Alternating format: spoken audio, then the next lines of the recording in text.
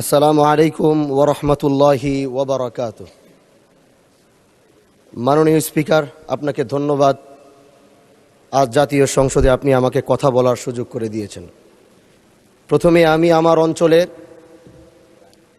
মাদারীপুর ১ শিবচরের প্রত্যেকটি মানুষকে আমি আন্তরিকভাবে স্মরণ করছি,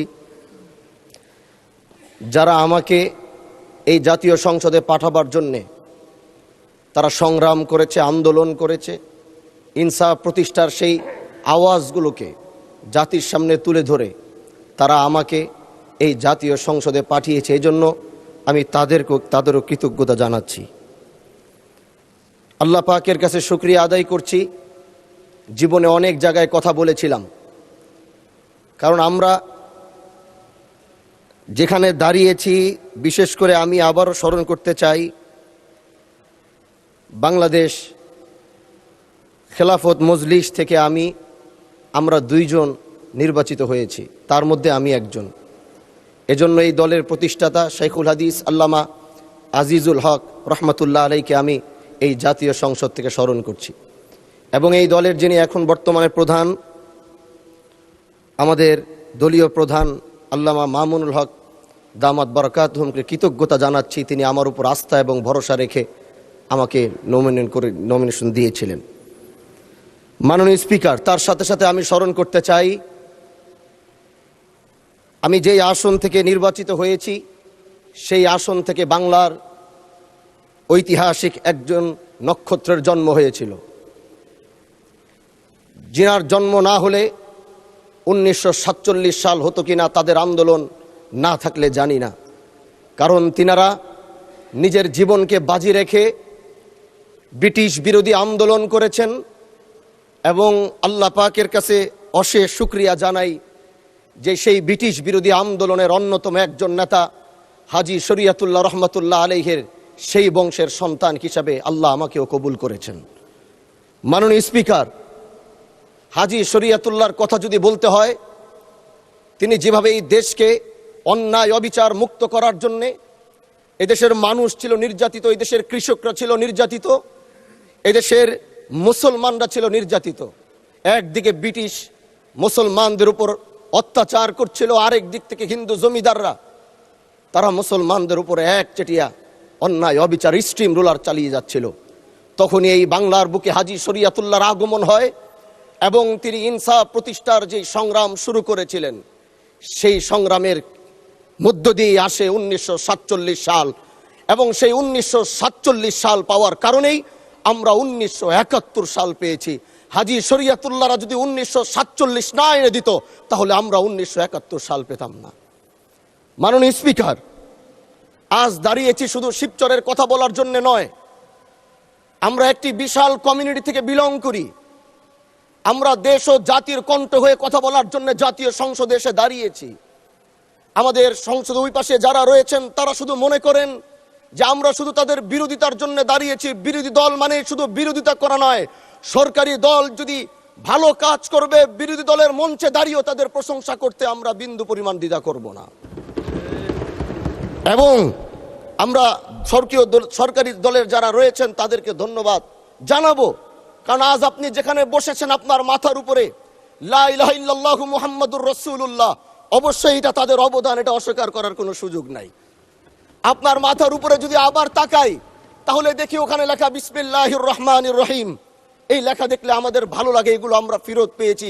সরকারি দলের প্রশংসা যদি করতে হয় তাহলে আমরা এইভাবে করব। যখন তাদের প্রশংসা করা দরকার আমরা দাঁড়িয়ে প্রশংসা করব, যদি তাদের কোনো ভুল দিকে সেটা দাঁড়িয়েও এই বেঞ্চের থেকে আমরা তাদের প্রতিবাদ করব। এটাই আমাদের কাজ। মাননীয় প্রধান, আজ দাঁড়িয়েছি, হয়তো আমার কথা অনেক লম্বা, আমি জানি না আপনি আমাকে সময় দিবেন কিনা, কিন্তু আমি বলতে চাই মাননীয় স্পিকার, আমরা যেই জায়গা থেকে দাঁড়িয়েছি, বাংলার 30 থেকে 40 লক্ষ উলামায়ে কেরাম আমাদের দিকে তাকিয়ে রয়েছে। কারণ তাদের কণ্ঠ, তাদের সে আওয়াজগুলো আমরা যেন জাতীয় সংসদ থেকে দিতে পারি। তার মধ্যে অন্যতম একটি হলো মা কানা মুহাম্মাদুন আবা আহাদিম মির রিজালিকুম ওয়ালাকির রাসূলুল্লাহি ওয়া খাতামান নাবিয়্যিন ওয়া কানা আল্লাহু বিকুল্লি শাইইন আলিমা। আপনি জানেন, নবীর পরে আল্লাহ নবী হচ্ছে আমার ইমানের অংশ, আমার ইমানের পার্ট। তিনাকে ভালোবাসা, তিনার উপর ইমান, এটা আমার ইমানের অংশ। তিনি আমার শেষ নবী, যেটা কোরআন ঘোষণা দিয়েছে। নবীও বলেছে আনা খাতামুন নাবিয়্যিন লা নাবিয়্যা বাদি, আমি শেষ নবী, আমার পরে কোনো নবী আসবে না। কিন্তু মাননীয় স্পিকার, দুঃখের সাথে বলতে হয়, বাংলাদেশের এরকম একটি পার্ট রয়েছে, যেই পার্টের এক অংশ মানুষ তারা নবীকে অস্বীকার করে, তারা মুসলমান দাবি করে। এবং এই বিষয়ে অনেকেরই ধারণা আছে, তারা জানে এই আন্দোলন করতে গিয়ে অনেক মুসলমানকে রাস্তায় শহীদ হতে হয়েছে, আন্দোলন করতে হয়েছে। স্বাধীনতার পর থেকে আজও সে আন্দোলন চলছে, কিন্তু আজও পর্যন্ত সেটা পাইনি। আমি মাননীয় প্রধানমন্ত্রীকে বলবো, আপনি বাংলাদেশে একটি ইতিহাস রচনা করে যাবেন। আপনার মাধ্যমে যদি এটা স্বীকৃতি পায়, যারা নবীকে অস্বীকার করে তারা কোনোদিন মুসলমান থাকতে পারে না, এটা আইনের মাধ্যমে, এটা বাংলাদেশের পার্লামেন্ট থেকে ঘোষণা হবে, সেটা আমরা চাই। মাননীয় স্পিকার, আরেকটি কথা, আপনি জানেন আমরা আমাদের নবীকে সবচেয়ে বেশি ভালোবাসি, যিনি আখিরি নবী, যাকে বলা হয়েছে ওয়ামা আরসালনাকা ইল্লা রাহমাতাল লিল আলামিন। আমরা বারবার দেখছি কিছুদিন পর পর কারা যেন কিভাবে এসে আল্লাহ নবীর শানে কটূক্তি করে, নবীকে নিয়ে অশ্লীল ভাষায় গালিগালাজ করে, নবীর শানে কটূক্তি করে। এই আন্দোলন, এই সংগ্রাম করতে গিয়ে আপনিও মাননীয় স্পিকার দেখেছেন, রাস্তাঘাটে আন্দোলন করতে গিয়ে কত মানুষ মৃত্যুবরণ করেছে। যদি একবার বাংলাদেশের আইনে, কারণ মুসলমান যদি আমাদের বাংলাদেশে পার্সেন্টেজ অনুযায়ী আমাদের অবশ্যই মুসলমানদের সংখ্যা এই দেশে অনেক বেশি। আমরা তো অন্য কিছু চাচ্ছি না। এই দেশের মানুষ নামাজ না পড়লেও যদি কেউ নবীকে কটূক্তি করে, তার কলিজা ছিঁড়ে যায়, সে রাজপথে নেমে যায়। আমি বলবো, যারা নবীকে কটূক্তি করে, নবীর নামে গালিগালাজ করে, এদের মৃত্যুদণ্ড, এই আইনটাও যেন বাংলাদেশের এই সংসদ থেকে পাশ করা হয়। মাননীয় স্পিকার, এই কথাগুলো বলতে গিয়ে অনেক কথা হারিয়ে যাচ্ছে। এলাকায় বলেছিলাম যে আমরা ন্যায়ের পক্ষে কথা বলবো, ইনসাফের পক্ষে কথা বলবো। তখন অনেকে হাত ধরে বলেছিল, হানজালা ভাই, জাতীয় সংসদে যখন যাবেন একটু বললেন হাদি হত্যার বিচারটা যেন হয়। জি, 2 মিনিট বাড়ানো হলো, আরো বলেন। আজকে যে সন্তানটা ন্যায়ের পক্ষে কথা বলেছিল, ইনসাফের আওয়াজ দিয়েছিল, আমাদের মতোই যুবক, মাননীয় স্পিকার, তিনি এই যে স্বপ্ন বুনেছিল এক সুন্দর বাংলাদেশ করবার, রাস্তার ভিতরে সেই স্বপ্ন থামিয়ে দেওয়া হয়েছে। এই বিচার যদি না হয়, তাহলে আমাদের মতো হানজালাদের নিরাপত্তাও রাস্তায় কেউ দিতে পারবে না। মাননীয় স্পিকার, এজন্য আপনার মাধ্যমে আমি বলতে চাই, হাদি হত্যার বিচার যেন সুনিশ্চিত করা হয় মাননীয় স্বরাষ্ট্রমন্ত্রীর মাধ্যমে। মাননীয় স্পিকার, আর একটি কথা, আমি আর বেশি লম্বা দীর্ঘ আলোচনা করব না। আমার এলাকায় মাদক নিয়ে বড় মুশকিলে আছি, প্রশাসনের সেই সহযোগিতা আমি পাচ্ছি না। একদিক থেকে আমি নিজে মাদক বিরোধী সংগ্রামে নিজে রাস্তায় নেমে মাদকের বিরুদ্ধে আমি নিজে অভিযান চালিয়েছি। এবার তাদেরকে একদিক থেকে ধরে যখন প্রশাসনের কাছে ইয়াবা সহ গাঁজা সহ দেওয়া হয়, তখন তারা একদিক থেকে আসে, কোর্টে চালান করে দেয়। একদিক থেকে গোটা দেশ বলছে এই দেশ মাদক মুক্ত করতে হবে, আর একদিক থেকে যখন তাদেরকে আমরা কোর্টে চালান করছি, 3 দিন থেকে 4 দিনের মাথায় জামিন নিয়ে এলাকায় এসে আবার মাদক ব্যবসা করছে।